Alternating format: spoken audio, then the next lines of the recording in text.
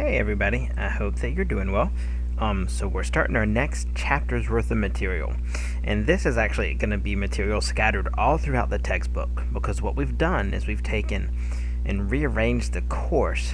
So all the inequality stuff we're sticking in this next test, test 5 is what we'll call it. But we'll be pulling some sections from chapter 2 and chapter 3 and chapter 4 to put this all together, okay?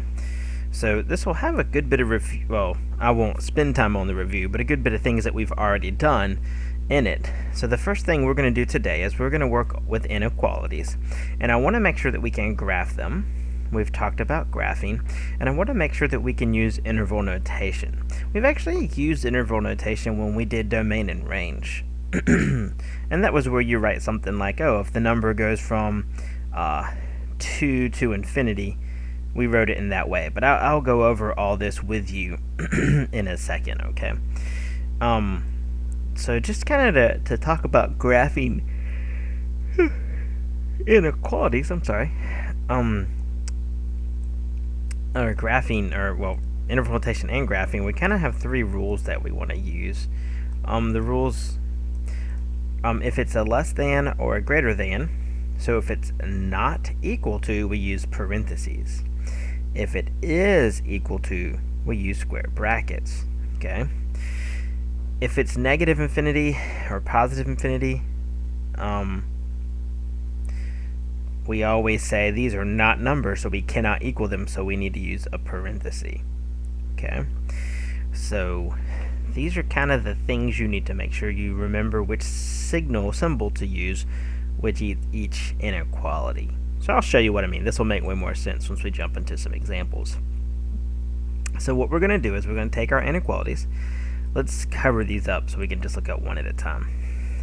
And we're going to graph it, okay, on a number line, and then we're going to write interval notation. So graphing it is really not that hard. You just draw a straight line, or draw a line. Maybe hard to draw a straight line. Okay, and we're not going to make you list out all the numbers. Just put the number we're comparing to. We're comparing to positive 4. Okay, and here's what we're going to do. Look at the symbol here. It is a plain less than. So a plain less than uses a parenthesis. Okay, so that's the symbol that we're going to, because it's not equal to. We can get really close to 4, but we are not allowed to equal it. So we're going to put a parenthesis on the 4, and then we're going to shade. Now, let me take this away for a second. We need to use a parenthesis, but now we need to figure out which direction to shade. So this says x is all the numbers that are less than 4. So here's 4 on our number line. Which way is less than 4?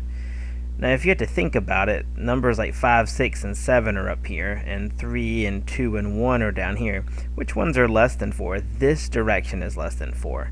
So that is the direction I'm going to choose to shade. So let me put my parenthesis in. Make sure you curve it open towards the side that we're shading, and then let's shade in this direction.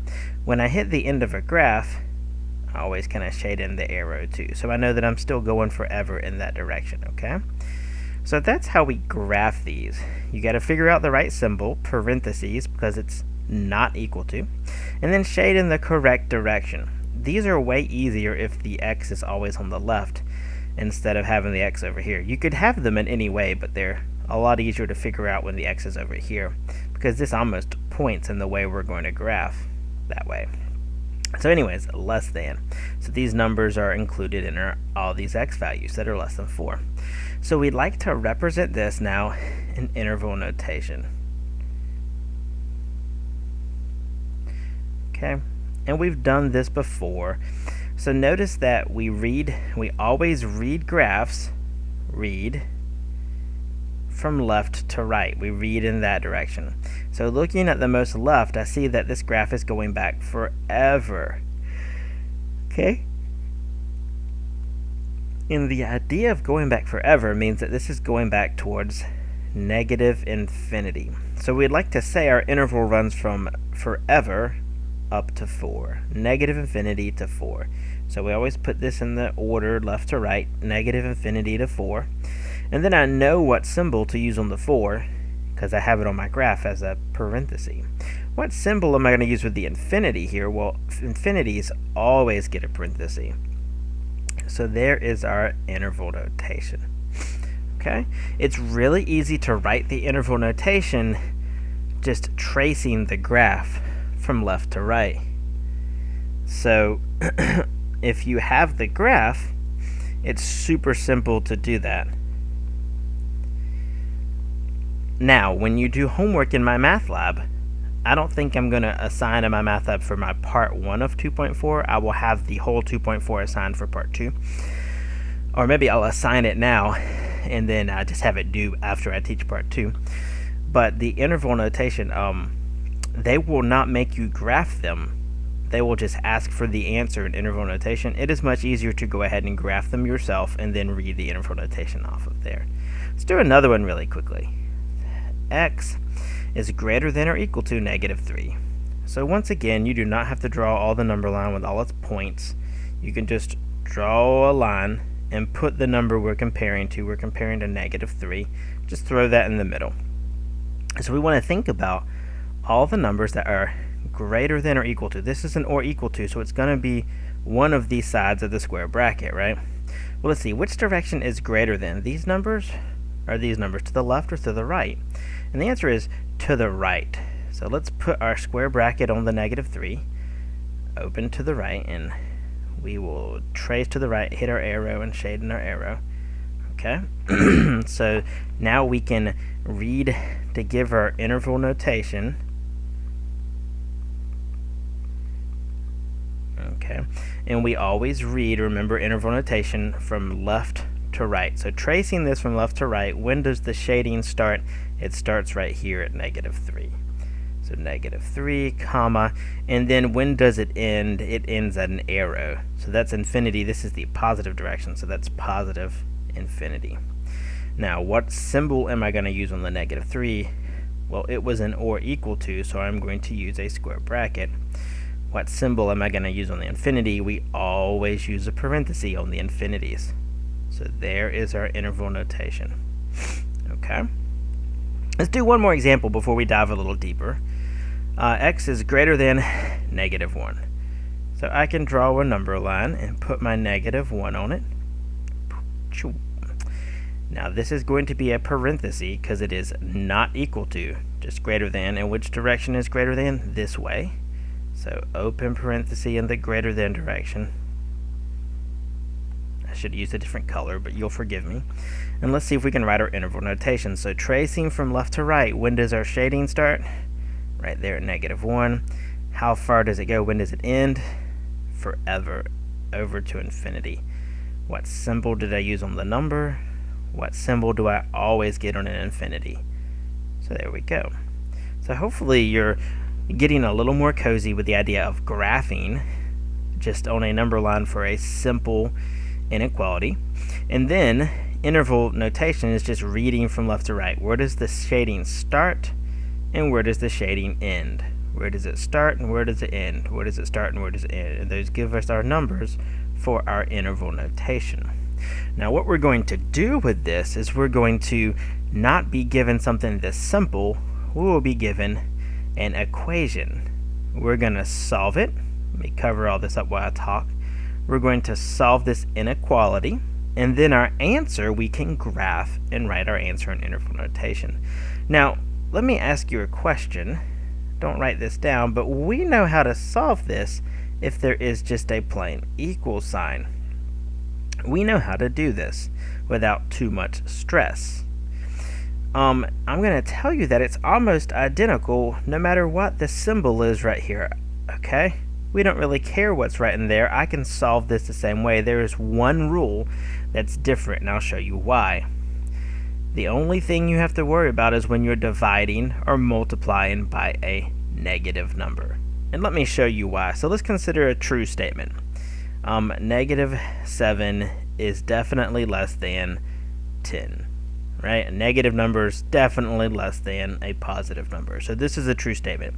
Now I can do anything to this statement I want to, and it should stay, as long as I do it to both sides, it should stay true. Like, so I can add 2 to both sides. It should still stay true, right?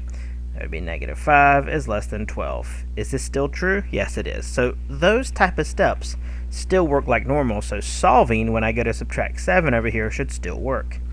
The problem is if I multiply or divide by a negative number. So if I wanted to multiply both sides by negative 1, this is going to be a negative times a negative. That would be a positive 5, and a 12 times a negative would be a negative 12. This is no longer less than. Do you see that? This multiplying or dividing by a negative flips the signs, and so since it flips the signs, that means the inequality has to flip as well. So if you do multiply or divide both sides by negative, we got to flip the inequality. Okay? And so that's why, because we want to make sure everything holds as true, I can do any of the solving steps that I've done, and this thing is going to just stay the same. But as soon as I multiply or divide by a negative number, that changes the signs of both numbers. And when we change signs, that makes us have to turn around the inequality the opposite direction. Okay? So over here, I do not believe we'll hit any negatives, so that's fine. We won't have to worry about this rule most of the time. So if I were to go about solving this, we want to get x all by itself. The step would be the same as if it were an equal sign. Just subtract 7 from both sides. Bring down our 2x. Bring down our, not an equal sign, but a less than or equal sign. And 19 minus 7 is 12. See, I told you there'd be some stuff we know how to do. We already know how to solve this. Divide by 2. This is a positive 2, so I do not have to worry about any of this mess. I am fine. X is less than or equal to 6. So it was pretty easy to solve for. I did not have to worry about this special rule. You will only have to worry about it if you divide or multiply by a negative. Not adding by a negative, not subtracting by a negative, not multiplying or divided by a positive. Those are fine. It's only if you multiply or divide by a negative. So now, we have solved this. Can we graph it and interval notate it? I'm not sure that's a verb, but I'll make it one. Interval notated. So let's see. We're dealing with 6. X is less than or equal to 6. So that will be a square bracket. And which way is less than? Less than is this way. So a square bracket and to the left. Okay. So now let's see if we can write our interval notation. So left to right, where does the shading start? It starts at this arrow, which means negative infinity, comma, and where does it end? The shading ends at 6. Always a parenthesis on an infinity, and we use whatever symbol was up there, a square bracket. So there is the answer we're looking for. Okay. On the test, usually they ask you for all 3 of these answers. On my worksheet, give me all 3 of these answers. Your inequality, your graph, and your interval notation. Okay. All right, let's do a few more. How about this one? Well, if you remember my solving steps, the first thing that we want to get rid of is the fraction, right? We definitely don't like seeing the fraction. What's on the bottom here is a 5, so couldn't I just multiply both sides by 5? Now be very careful. A lot of people struggle when they multiply this side by 5, but really all this 5 does is eliminate that 5, and you're left with negative 2x. Notice I did not multiply the 2 because this 5 canceled with this 5 before it got a chance to multiply the negative 2. Bring down our inequality, because this is positive, I didn't change. Negative 6 times 5 is negative 30. Okay, so now we need to keep solving. I'm going to need to divide both sides by negative 2. Now, did you just hear what I said? I said divide by a negative. So this is one of those special cases where this inequality is going to flip. It was less than, it's going to turn greater than. Okay. And now we can just go about our business as usual. That is x. Negative 30 divided by negative 2 is a positive 15. And so there we go. We've solved for x. Okay? Dividing by a negative or multiplying by a negative is the only time we do this. So let's see if we can graph it and write an interval notation. So let's see, we're graphing around 15. We are going to be greater than 15. Greater than is this direction. And it is just a plain greater than, no or equal to. So that's a parenthesis in this direction. Okay? So let's see if we can write interval notation. So reading from left to right, when does the shading start? At 15, comma, when does it end? Oh, right there. Add an arrow, so that is in the positive direction, positive infinity. Always a parenthesis on the infinity. What symbol did I use on 15? A parenthesis. Awesome. So hopefully you're thinking this is pretty simple. We'll do one more example that's about as complicated as you can see. One like this. This is just solving, though. We know how to do this, even though there's an inequality symbol. These were the hardest ones we kind of gave you with solving, right, back in chapter 2. But remember, before we solve, we're going to want to distribute, and be very careful here. Let me highlight this for a second. Right in here is something that causes a lot of issues when there's no number to distribute, but there is a negative sign. So we'll talk about that in a second. Let's stop. There we go. Let's go about our solving here. So first we're going to want to distribute. Now remember, this negative sign belongs to the 2. So this 10 is going to be unaffected for a step. And we got to distribute this negative 2. Negative 2 times x is negative 2x, or minus 2x, same thing. And negative 2 times a positive 4 is going to be a minus 8. Bring down our inequality symbol. Bring down the 6, because I'm going to have to distribute this minus sign. Remember, you can pretend like there's a 1 there to distribute. So that would be a minus x. And a negative times a negative makes that a positive 4.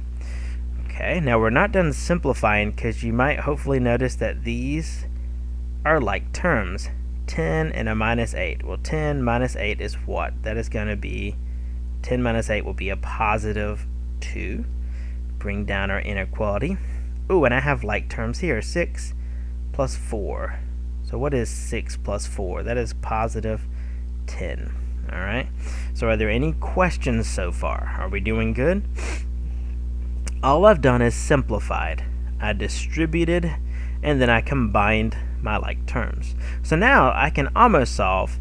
Notice I have x's on opposite sides. So let's move one of these x's over.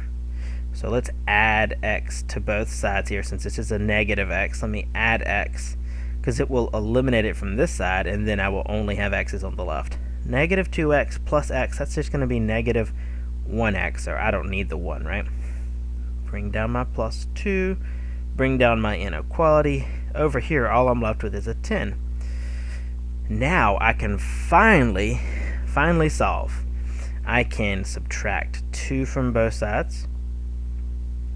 Negative x is greater than or equal to 8.